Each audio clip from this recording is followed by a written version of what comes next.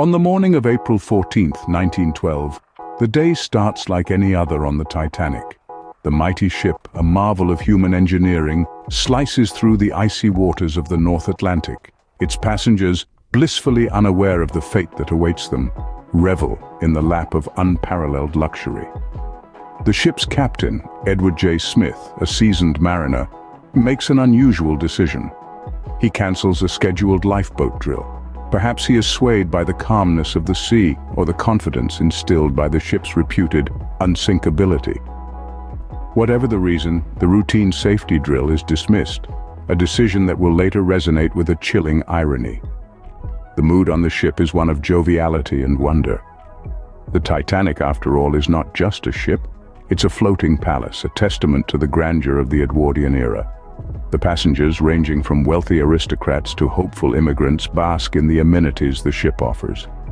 The first-class passengers enjoy opulent suites, gourmet meals, and lively music, while the third-class passengers marvel at amenities far superior to those usually available to them.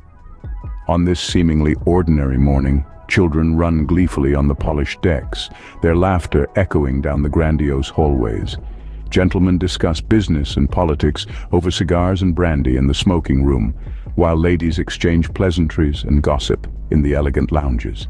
Below deck, the hum of the ship's gargantuan engines is a constant reminder of the Titanic's ceaseless journey towards New York. The crew, a well-oiled machine, goes about their duties, ensuring every aspect of the voyage runs smoothly. Yet, as the day unfolds, an ominous shadow starts to creep over the Titanic. Iceberg warnings trickle in, yet the ship continues on its course, its speed unabated. The morning's tranquility slowly starts to give way to an undercurrent of unease. An unforgettable night waits in the wings, ready to etch this day in the annals of history forever. As the day progresses, however, the calm morning would give way to an unforgettable night. As the day progresses, iceberg warnings start to trickle in. The morning of April 14th, 1912 began as any other day aboard the Titanic, but by late afternoon, the tranquility was broken. At 10 minutes to 6, the ship's captain, Edward J. Smith, had to make a crucial decision. Iceberg warnings had been coming in throughout the day, a grim reminder of the treacherous waters they were traversing. In response, Captain Smith, a seasoned mariner entrusted with the lives of more than 2,000 people, decided to alter the Titanic's course.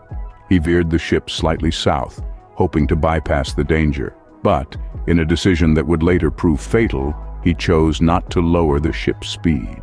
The Titanic, an emblem of human ambition, continued to slice through the frigid Atlantic waters at nearly full speed, bearing its passengers towards an unseen threat. Even as the sun dipped below the horizon and the chill of the evening set in, the iceberg warnings didn't cease. The Mesaba, another ship in the vicinity, sent a warning about a massive ice field ahead filled with heavy pack ice and a significant number of large icebergs. This dire warning, however, never reached the Titanic's bridge.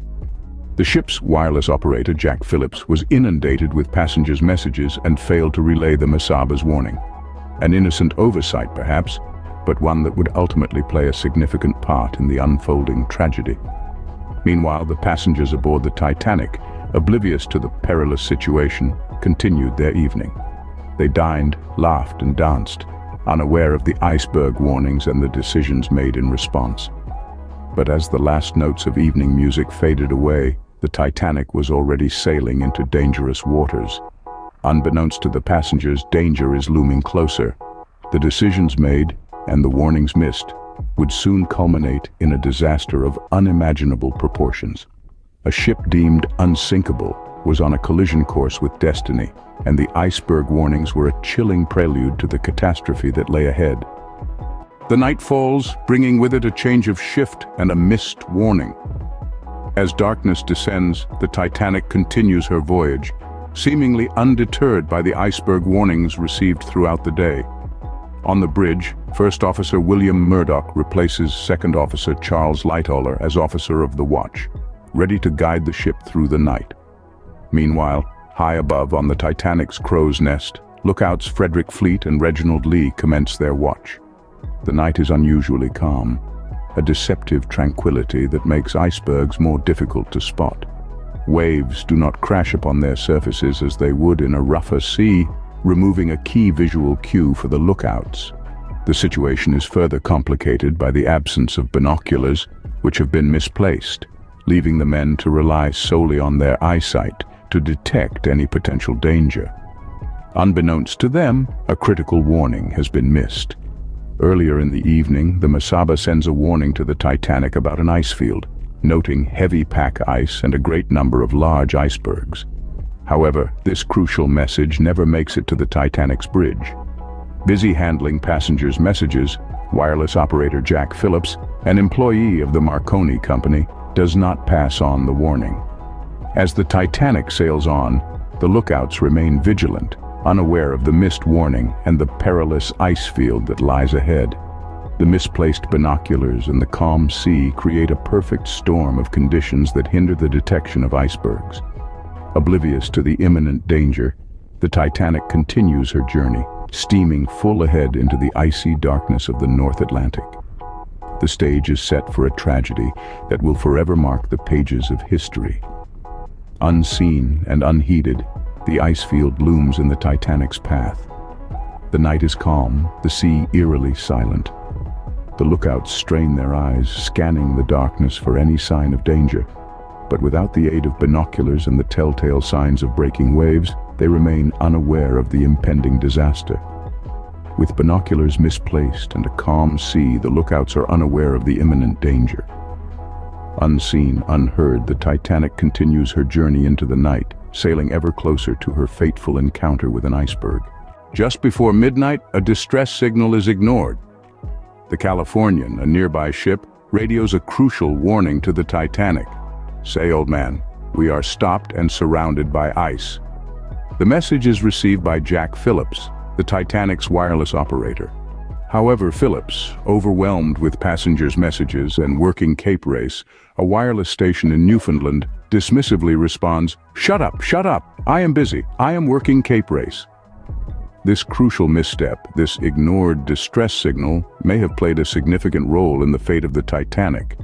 Phillips, under immense pressure, chooses to prioritize his workload over the Californian's warning, a decision that in hindsight proved to be catastrophic.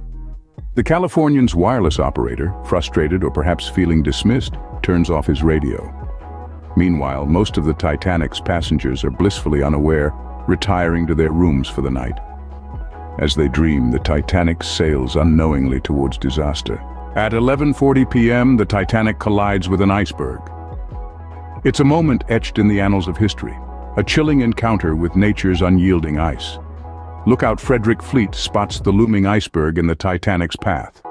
His heart pounds as he rings the bell 3 times, the urgent toll echoing through the stillness of the night. He reaches for the telephone and alerts the bridge of the impending danger. First Officer William Murdoch, in charge of the watch, responds swiftly.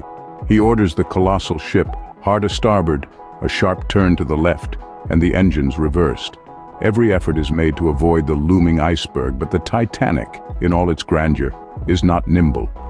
The ship groans as the starboard side scrapes along the iceberg, a sound that will haunt the dreams of survivors for years to come. The iceberg's jagged ice tears into the Titanic's hull, compromising its integrity. Murdoch, in a bid to limit the damage, quickly closes the doors to the supposedly watertight compartments. Captain Edward J. Smith rushes on deck, jolted from his quarters by the unsettling noise. He's informed of the collision and the grim news that the mailroom is filling with water. Reports soon pour in, each more disheartening than the last. Water is flooding in at least 5 of the ship's compartments. Designer Thomas Andrews is summoned to survey the damage. The Titanic was built to remain afloat with only 4 compartments flooded, a testament to the ship's supposed unsinkability. But tonight, reality bites, and it bites hard.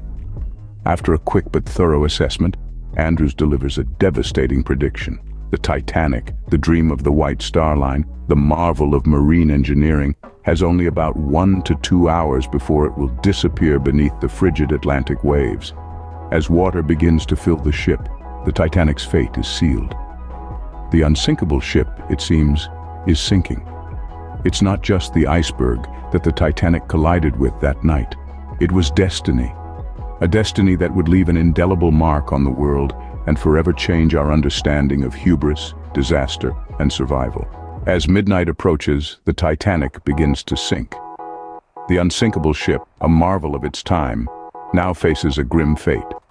The iceberg had dealt a severe blow, and the ship's designer, Thomas Andrews, after surveying the damage, delivers the dire prognosis.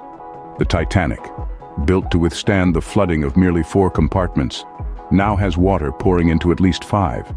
Andrews predicts a mere 1 to 2 hours before the ship is fully submerged. The crew, understanding the gravity of the situation, spring into action. Captain Smith orders Phillips and Harold Bride to send out distress signals. In a twist of irony, although SOS had been the official distress signal for several years, many still use CQD. Over the next few hours, Phillips sends out both, hoping against hope for a prompt response. The air is fraught with tension, yet there's a sense of order, of duty to be performed. The lifeboats are readied for launch. However, there's a catch. The 20 lifeboats on board can only accommodate a little over half of the Titanic's passengers. An order is given, prioritizing women and children, with crewmen assigned to row and guide the boats. The distress signals sent out by Titanic echo through the vast Atlantic. The Frankfurt responds first, but it's too far away, some 170 nautical miles to the south. Other ships, including Titanic's sister ship, the Olympic, offer assistance, but they too are far beyond reach. The Carpathia, a Cunard liner, receives the distress signal. The message is chillingly simple. "Come at once. We have struck a berg. It's a CQD, old man." The Carpathia immediately changes its course to aid the stricken ship some 58 nautical miles away, but it will take the Carpathia more than 3 hours to arrive. As the Titanic's passengers wait to enter the lifeboats, the ship's musicians try to lighten the mood, playing tunes to distract from the impending disaster. But the situation is clear. With only enough lifeboats for half the passengers, a tragic end is inevitable. In the early hours of April 15th, the Titanic's fate becomes clear. The ship, once thought unsinkable, is destined for a watery grave.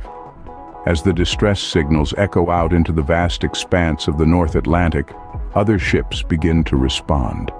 The Frankfurt, over 170 nautical miles to the south, is among the first to offer assistance. But the distance is simply too great. Even the Titanic's sister ship, the Olympic, offers aid, but she too is too far away to make a difference in the crucial hours that follow. Amid the chaos, Fourth Officer Joseph G. Boxhall is tasked with a critical mission to determine the Titanic's exact position. The coordinates he provides are quickly broadcasted in the distress signals, a beacon of hope in the dire circumstances, and then a glimmer of hope emerges. The Carpathia, a Cunard liner, receives the Titanic's distress signal. "Come at once. We have struck a berg. It's a CQD, old man," the message reads. With no hesitation, the Carpathia changes course, setting a path towards the stricken ship some 58 nautical miles away. But time is not on their side. It will take the Carpathia more than 3 hours to reach the Titanic. Back on the Titanic, as the lifeboats are launched one by one, the ship's musicians play on, striving to offer some solace amid the panic. The order is given: women and children first. The 20 lifeboats, with space for only 1,178 of the more than 2,200 people on board, quickly fill up. As the last of the lifeboats is launched, the Titanic's stern rises into the air, before slowly disappearing beneath the icy waters. The Carpathia arrives too late, only to rescue the survivors from the lifeboats. The Titanic, once a symbol of mankind's technological prowess, now lies at the bottom of the Atlantic. The sinking of the Titanic remains one of the most tragic maritime disasters in history,